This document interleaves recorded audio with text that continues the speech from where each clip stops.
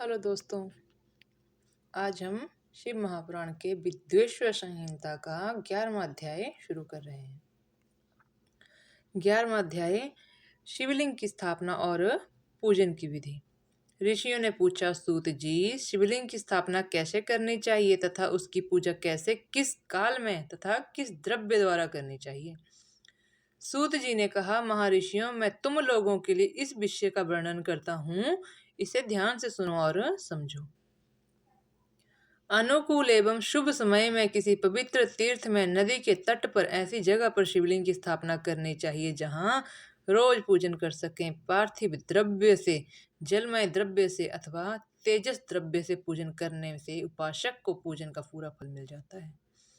शुभ लक्षणों में पूजा करने पर यह तुरंत फल देने वाला है। चल प्रतिष्ठा के लिए छोटा शिवलिंग श्रेष्ठ माना जाता है। अचल प्रतिष्ठा हेतु बड़ा शिवलिंग अच्छा रहता है। शिवलिंग की पीठ सहित स्थापना करनी चाहिए। शिवलिंग की पीठ गोल,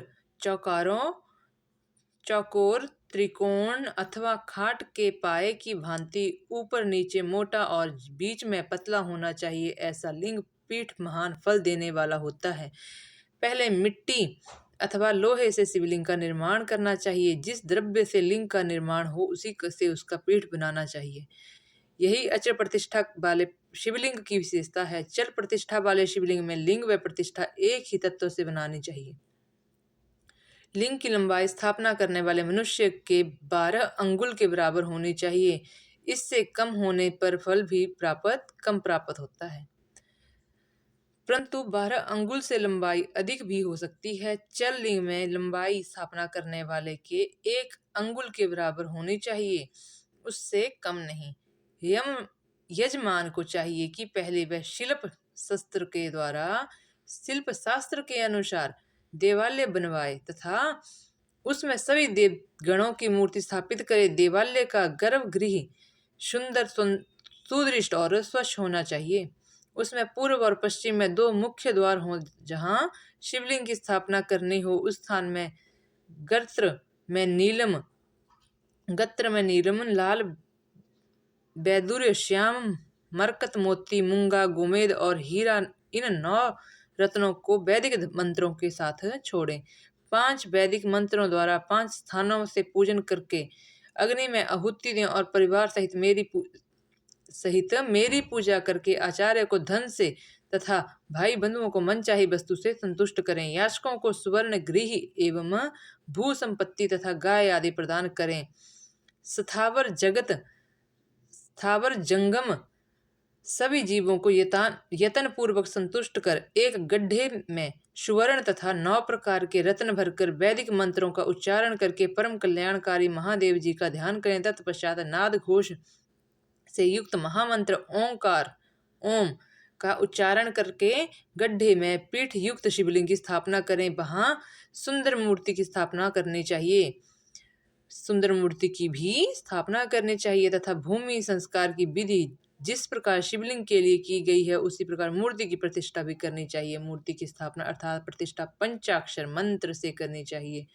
मूर्ति को बाहर से भी लिया जा सकता है, परंतु वह साधु पुरुषों द्वारा पूजित हो। इस प्रकार शिवलिंग व मूर्ति द्वारा की गई महादेव जी की पूजा शिव पद प्रदान करने वाली है। स्थावर और जंगम से लिंग भी 2 तरह का हो गया है। वृक्ष लता आदि को स्थावर लिंग कहते हैं और कृमि कीट आदि को जंगम लिंग। स्थावर लिंग को सींचना चाहिए तथा जंगम लिंग को आहार एवं जल देकर तृप्त करना चाहिए। यों चराचर जीवों को भगवान शंकर का प्रतीक मानकर उनका पूजन करना चाहिए। इस तरह महालिंग की स्थापना करके विविध उपचारों द्वारा उसका रोज पूजन करें तथा देवालय के पास ध्वजारोहण करें। शिवलिंग साक्षात शिव का पद प्रदान करने वाला है। आवाहन, आसन, अर्घ्य,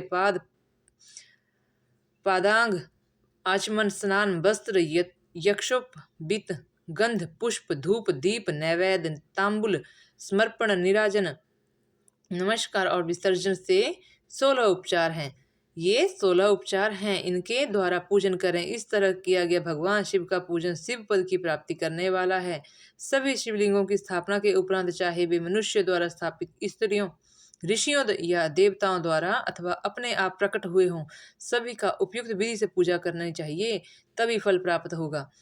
उसकी परिक्रमा और नमस्कार करने से शिव पद की प्राप्ति होती है। शिवलिंग का नियम पूर्वक दर्शन भी कल्याणकारी होता है। मिट्टी, आटा, गाय के गोबर, फूल, कनेर, पुष्प, फल, गुड़, मक्खन, भस्म अथवा अन्न से शिवलिंग बनाकर प्रतिदिन पूजन करें तथा प्रतिदिन 10,000 प्रणव मंत्रों का जाप करें अथवा दोनों संध्याओं के समय 1 सहस्त्र प्रणव मंत्रों का जाप करें। इससे भी शिव पद की प्राप्ति होती है। जप काल में प्रणव मंत्र का उच्चारण मन की शुद्धि करता है। नाद और बिंदु से युक्त ओंकार को कुछ विद्वान समान प्रणव कहते हैं। प्रतिदिन 10,000 पंचाक्षर मंत्र का जाप अथवा दोनों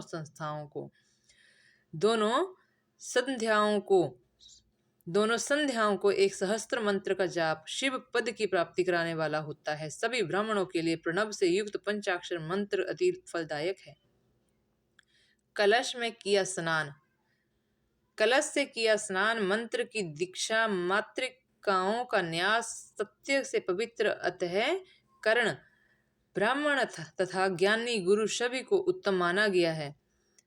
पंचाक्षर मंत्र का 5 करोड़ जाप करने से मनुष्य भगवान शिव के समान हो जाता है। 1, 2, 3 अथवा 4 करोड़ जाप करके मनुष्य क्रमशः ब्रह्मा, विष्णु, रुद्र एवं महेश्वर का पद प्राप्त कर लेता है। यदि 1000 दिनों तक प्रतिदिन 1 सहस्त्र जाप पंचाक्षर मंत्रों का किया जाए और प्रतिदिन ब्राह्मण को भोजन कराया जाए तो इससे अभिष्ट कार्य की सिद्धि होती है। ब्राह्मण को प्रतिदिन प्रातःकाल 1008 बार गायत्री मंत्र का जाप करना चाहिए, क्योंकि गायत्री मंत्र शिव पद की प्राप्ति के लिए प्राप्ति कराता है। वेद मंत्रों और वैदिक शुक्तियों का भी नियम से जाप करें।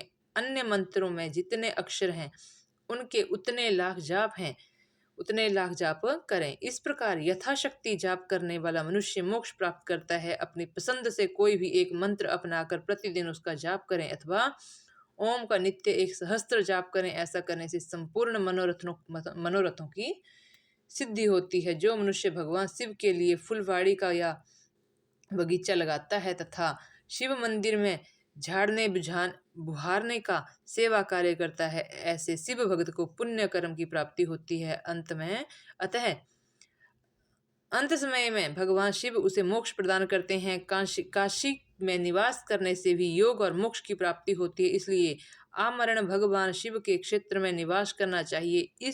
उस क्षेत्र में स्थित बावड़ी, तालाब, कुआं और पोखर को शिवलिंग समझकर वहां स्नान, दान और जाप करके मनुष्य भगवान शिव को प्राप्त कर लेता है। जो मनुष्य शिव के क्षेत्र में अपने किसी मृत संबंधी का दाह दशा, मासिक श्राद्ध अथवा वार्षिक श्राद्ध करता है अथवा अपने पितरों को पिंड देता है, वह तत्काल सभी पापों से मुक्त हो जाता है और अंत में शिव पद प्राप्त करता है। लोक में अपने वर्ण के अनुसार आचरण करने व सदाचार का पालन करने से शिव पद की प्राप्ति होती है। निष्काम भाव से किया गया कार्य अभिष्ट फल देने वाला एवं शिव पद प्रदान करने वाला होता है।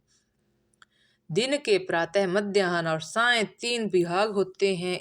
इनमें सभी को एक एक प्रकार के कर्म का प्रतिपादन करना चाहिए। प्रातः काल रोजाना दैविक शास्त्र कर्म, मध्याह्न काम कर्म तथा सायंकाल शांति कर्म के लिए पूजन करना चाहिए। इसी प्रकार रात्रि में 4 प्रहर होते हैं। उनमें से बीच के 2 प्रहर निशिथ काल कहलाते हैं।